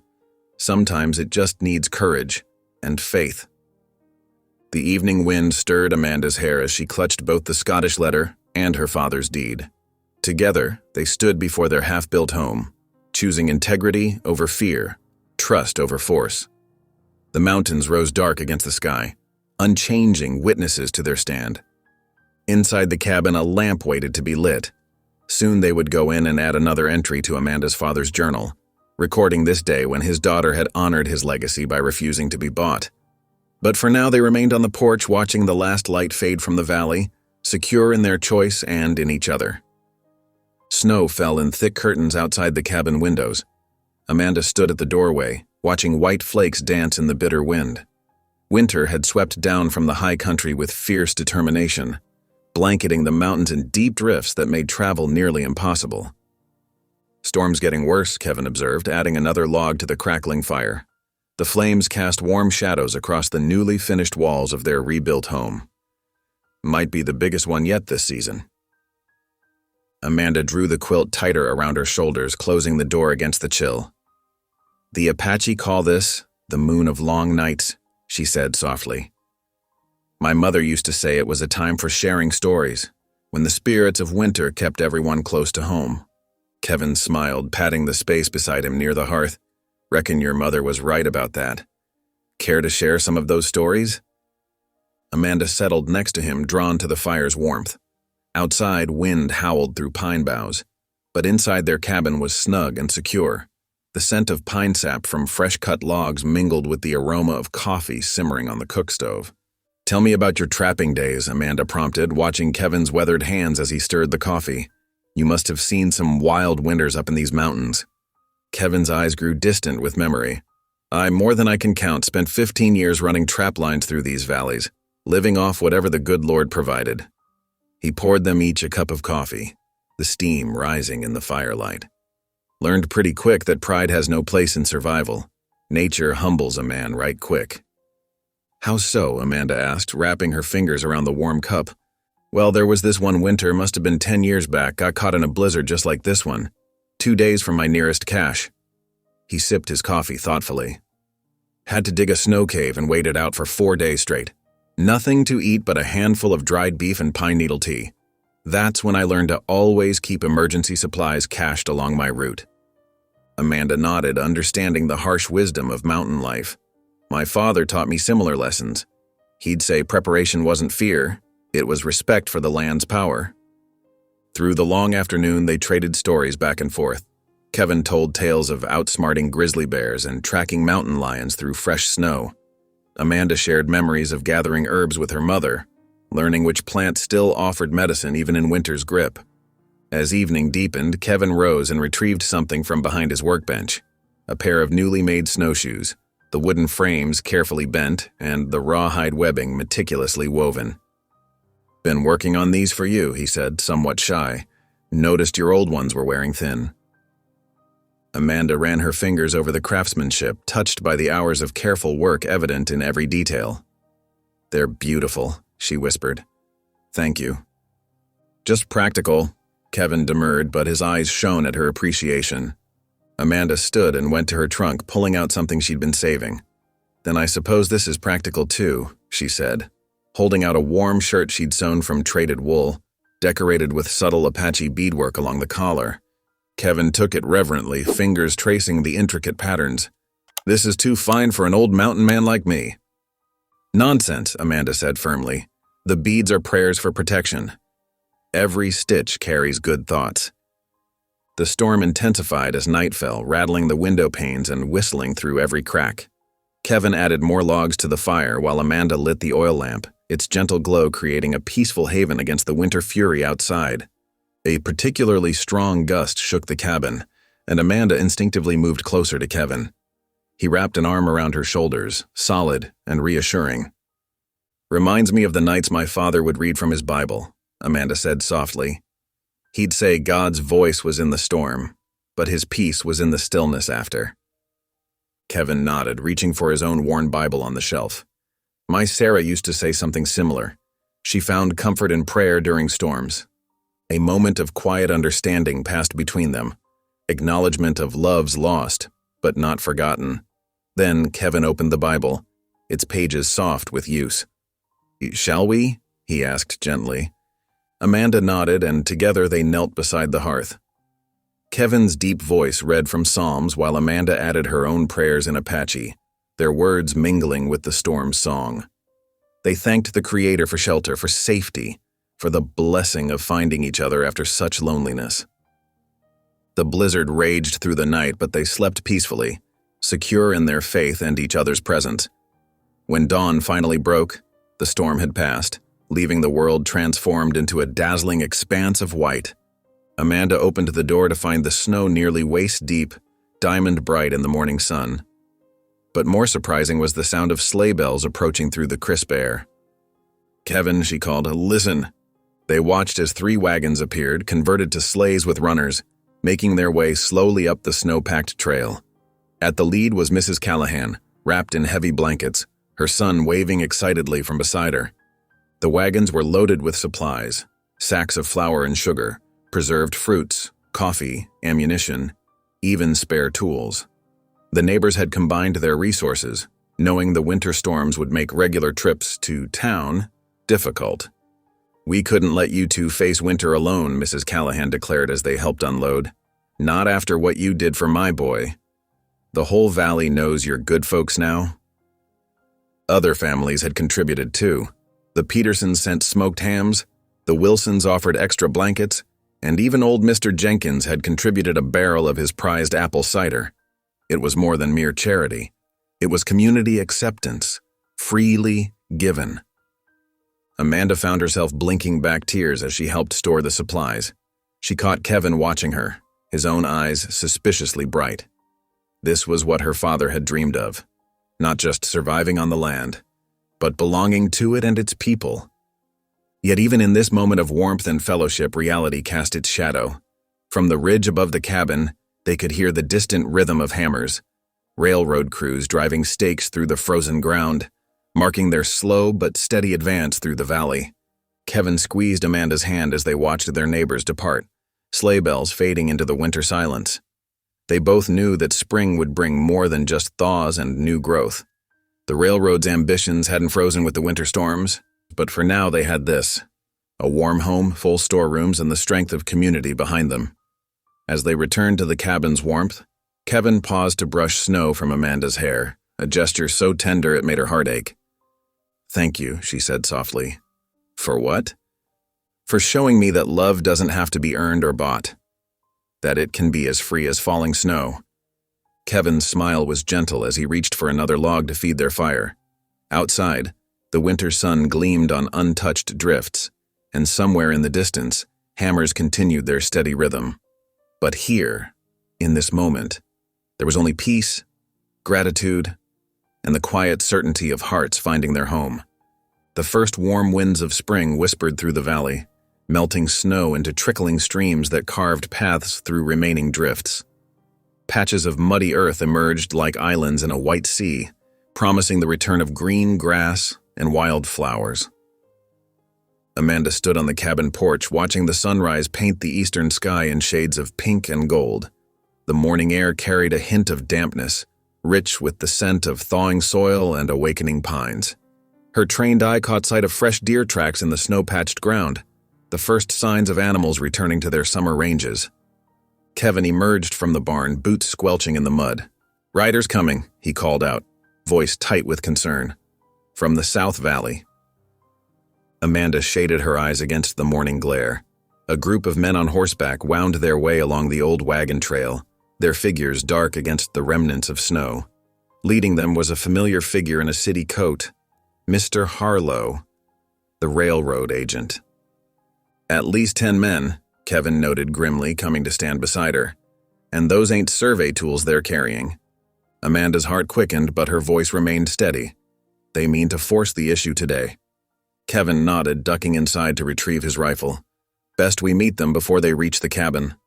Within minutes, they had saddled their horses. Kevin's bay stallion stamped impatiently, while Amanda's paint mare stood quiet, but alert, sensing the tension in her rider's movements. They mounted up and rode out to intercept the approaching group, taking a position where the trail crossed a shallow creek. The sound of running water mixed with the crunch of hooves on half-frozen ground as Harlow's party drew near. Amanda could see now that most of the men wore gun belts, their expressions hard beneath their hat brims. 2 carried surveyor's equipment, stakes and chains for marking the railroad's intended path. Harlow reined his horse to a stop 20 paces away, his smile as cold as the morning frost. "Miss Greyhawk, Mr. Boone, I trust you won't interfere with official railroad business today." Amanda straightened in her saddle, one hand resting near the deed she always carried. "This is private land, Mr. Harlow. You have no right to survey here." "The railroad has eminent domain," Harlow replied smoothly. "Progress can't be stopped by one woman's questionable claim." "My claim is sound," Amanda declared, her voice carrying across the creek, witnessed and recorded by law. One of Harlow's men shifted his rifle, but Kevin's steady hand on his own weapon gave the man pause. The tension crackled like static before a storm. Hoofbeats approached from the east, drawing all eyes. Amanda's heart lifted at the sight of Reverend Porter riding hard toward them, his black coat flapping. Behind him came Mrs. Callahan in her wagon, and beyond her, a stream of townspeople on horses and in buggies. "We heard in town you were making your move today, Harlow," the preacher called out as he reined up beside Amanda. "Thought you might need some witnesses to the truth." Mrs. Callahan pulled her wagon to a stop, her son Tommy perched beside her. Other familiar faces gathered. The Petersons, the Wilsons, even old Mr. Jenkins with his ancient shotgun across his lap. They formed a loose circle, hemming in Harlow's group. "The truth," Harlow sneered. "The truth is this wild woman is holding up progress. Think of the jobs, the prosperity the railroad will bring." "The truth," Amanda said clearly, pulling out her father's deed, "is written here in law and blood. My father earned this land, worked it, died defending it. No amount of money or threats can erase that." "I witnessed that deed signing," Reverend Porter added firmly. "Before God and man, it's legitimate." Mrs. Callahan spoke up from her wagon seat. "That woman saved my boy's life when no one else could. She's earned her place here same as any of us." Harlow's face darkened. He gestured sharply and his men raised their weapons. "Step aside, or we'll clear the way ourselves." The click of rifle hammers being cocked echoed from both sides. Amanda felt Kevin tense beside her, saw the townspeople reaching for their own weapons. Violence hung in the air like gun smoke waiting for a spark. Before anyone could fire, Amanda pushed her horse forward, placing herself between the two groups. Her voice rang out, clear and strong across the thawing valley. "No gun can erase what is written in law and blood," she declared. "This land was purchased with honest work and sealed with honest hearts. If you want to build your railroad through here, you'll have to kill me first. And all these witnesses with me." The morning sun broke through the clouds then, gilding Amanda's face and the document she held high. In that moment, Kevin thought she looked like an avenging angel, terrible and beautiful in her righteousness. "Hold," a new voice boomed across the creek, and all heads turned to see the circuit judge riding toward them, his official sash bright against his dark coat. He must have ridden through the night to reach them, his horse lathered and breathing hard. "I have here," the judge announced, producing a document from his saddlebag. A federal ruling on this matter. The deed held by Amanda Greyhawk is legally binding and predates all railroad claims. Furthermore, the attempted coercion and violence against a legal landowner will be noted in my report to the territorial governor. He fixed Harlow with a stern gaze. The railroad must reroute. Any attempt to seize or cross this land will result in federal charges. Do I make myself clear? Harlow's face twisted in fury, but the judge's authority was absolute. One by one, his hired guns lowered their weapons. The surveyors began repacking their equipment. This isn't over, Harlow spat, yanking his horse around. Yes, the judge corrected firmly, it is. The townspeople watched in silence as Harlow and his men rode away, their figures growing smaller against the southern hills. Only when they had disappeared from view did the tension break. A cheer went up from the gathered crowd. Mrs. Callahan wiped tears from her eyes while Tommy whooped and waved his hat. The preacher bowed his head in quiet prayer of thanksgiving. Amanda sat motionless on her horse, trembling with relief and spent courage. Kevin reached across the space between them and took her hand, his grip warm and steady. Their eyes met, sharing a wordless moment of gratitude and love. Well now, Mrs. Callahan called out, breaking the spell. I reckon this calls for a celebration. I've got fresh-baked pies cooling at home. And I've got some of last fall's apple cider, Mr. Jenkins added with a grin. The crowd began turning their wagons and horses, chattering excitedly about impromptu festivities. Amanda and Kevin lingered behind, watching peace settle back over the valley. The creek gurgled its endless song, and somewhere a meadowlark trilled a spring greeting. Your father would be proud, Kevin said softly. Amanda nodded, too full of emotion for words. She squeezed his hand, feeling the rough calluses that spoke of honest work and gentle strength. Together they sat their horses in the morning sun, watching their neighbors, their community, make their way back toward town. The judge rode up beside them, his expression kind. You've won more than just your land today, Miss Greyhawk. You've won the respect of an entire valley. We all won, Amanda replied, finding her voice at last. Justice won. Faith won. She looked at Kevin, her eyes bright. Love won.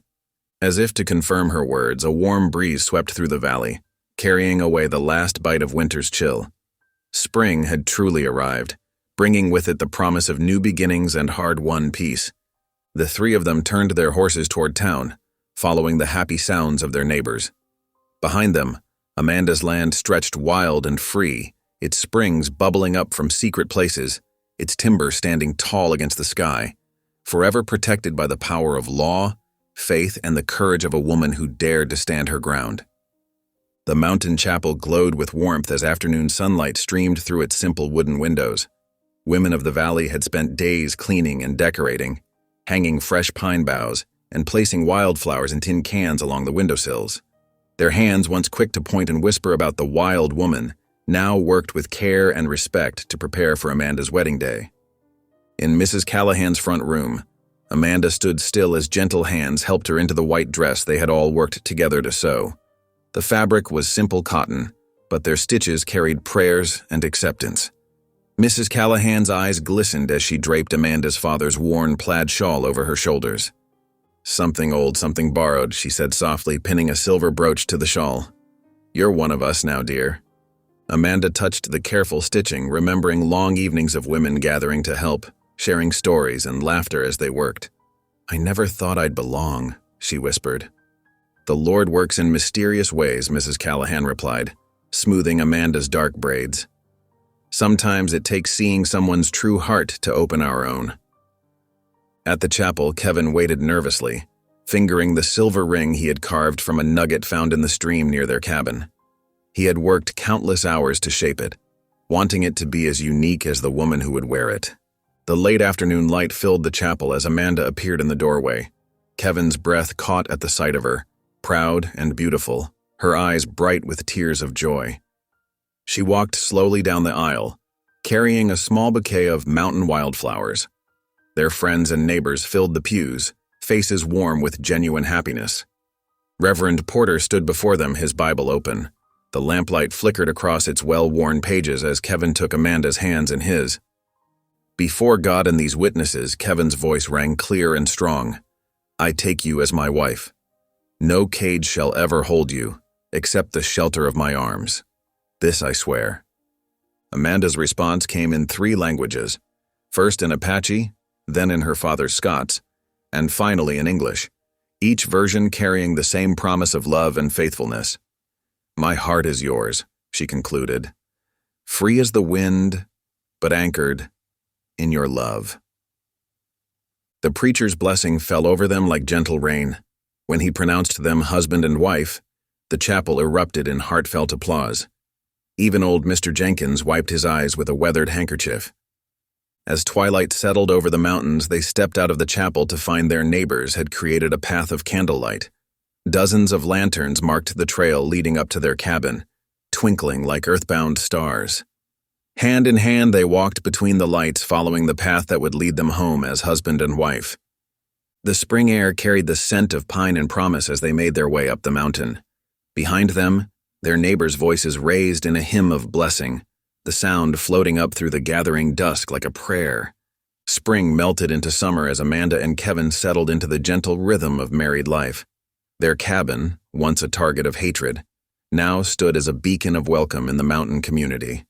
Morning light would find Amanda in her herb garden, carefully tending the plants her Apache mother had taught her to nurture. The rich scent of sage and sweetgrass mingled with morning dew as she worked, her hands moving with practiced care among the growing things. Kevin rose early too, checking his trap lines and hunting to keep their larder full. He would return with game or fish, pausing to watch Amanda work before joining her in the day's tasks. Together they mended fences, their labor shared easily between them. The sound of their hammers rang through the valley, punctuated by quiet laughter and snatches of song. Young Tommy Callahan became a frequent visitor, his small boots leaving dusty prints on their porch nearly every day. True to his promise, he tenderly cared for the pine sapling he had planted beside their door. Amanda would smile as she watched him water it faithfully, reminding her of Hope's stubborn ability to take root and grow. "Miss Amanda," he would ask, eyes bright with curiosity, "what's that plant good for?" And she would teach him, sharing the knowledge passed down through generations. Other children began to join him, drawn by Amanda's gentle instruction and Kevin's quiet strength. Soon their cabin became a place of learning, where young minds soaked up both herbal wisdom and scripture. Kevin would gather the children in the shade of the porch, his deep voice carrying the ancient words of Psalms across the mountain air. Amanda would pause in her work to listen, her heart full at the sight of her husband passing on the faith that had sustained him through his darkest days. The change in town was gradual but undeniable. Women who once crossed the street to avoid Amanda now called out warm greetings, inviting her to join their quilting bees. Her skilled fingers proved as adept with needle and thread as they were with herbs, and soon her voice joined the gentle hum of conversation around the quilting frame. Men who had once jeered now touched their hats respectfully when she passed. Even old Mr. Jenkins, who had been among the loudest to condemn her, asked her advice when his joints ached with the changing weather. One evening, as the sun painted the mountains gold, Amanda stirred a pot of rabbit stew while Kevin set their rough-hewn table. The cabin was filled with the warm sense of supper and the peaceful quiet of day's end. Steam rose from the pot like memories, carrying Amanda back to days of fear and loneliness. "I once feared love was a trap," she admitted softly, looking up at her husband. "But God showed me love is freedom." Kevin crossed to her, taking her hand in his calloused one. His eyes held all the tenderness she had come to know in their shared life. "And freedom is home," he answered, his voice rough with emotion. Amanda leaned against him, feeling the steady beat of his heart. Through their window, they could see Tommy's pine sapling reaching toward the sky, its branches stirring in the evening breeze, a living symbol of how love, like hope, grows stronger when planted in fertile soil. The mountain dusk painted the sky in deep purples and fading gold, as Amanda and Kevin sat together on their cabin porch. The fresh-cut boards still carried the sweet scent of pine, a reminder of their community's help in rebuilding after the fire. Lamplight spilled through the windows, casting a warm glow across weathered floorboards and casting long shadows into the valley below. Amanda rocked slowly in the chair Kevin had crafted for her, its gentle motion matching the rhythm of the evening crickets. Her fingers traced the pattern of her father's shawl, now mended and cherished. Beside her, Kevin's solid presence brought the comfort of belonging she had once thought forever lost. Young Tommy Callahan darted around the yard, his laughter floating up like music. He paused to check on his pine tree, which had flourished in the spring rains. Its branches reached higher than his head now, needles rustling in the evening breeze. "Look how tall it's grown," Tommy called out proudly, "just like you said it would, Miss Amanda." Amanda smiled, watching the boy who had helped bridge two worlds. From the day she had healed his fever, this child's pure acceptance had started ripples of change throughout the town. Now, where there had once been hatred, there was respect. Where there had been fear, understanding grew. Her mind drifted back to that autumn morning on the courthouse steps when shame and scorn had nearly broken her spirit. The memory of coins tossed at her feet, of men's cruel laughter, had once burned like fire, but now those flames had been transformed into the warmth of home and purpose. Kevin's arms settled across her shoulders, strong and gentle. "They called you too wild," he whispered, his voice rough with emotion. "But wild is what the Lord uses to heal the broken." Tears welled in Amanda's eyes as she leaned into his embrace. She was no longer the scorned half-breed, but a wife, a healer, and a rightful owner of her father's land. The cabin's lamplight reached out into the gathering darkness like a beacon, promising shelter to any who might need it. Beyond their porch, the valley stretched wide and free, touched by the day's last light. Here, at last, was home. Not a cage, but a sanctuary where wild things could grow in grace and broken spirits find healing in love's gentle hands. Thank you for listening. Stories connect us in the most unexpected ways. If you felt that spark today, make sure you're subscribed. I share a new one daily, and the next might change your day.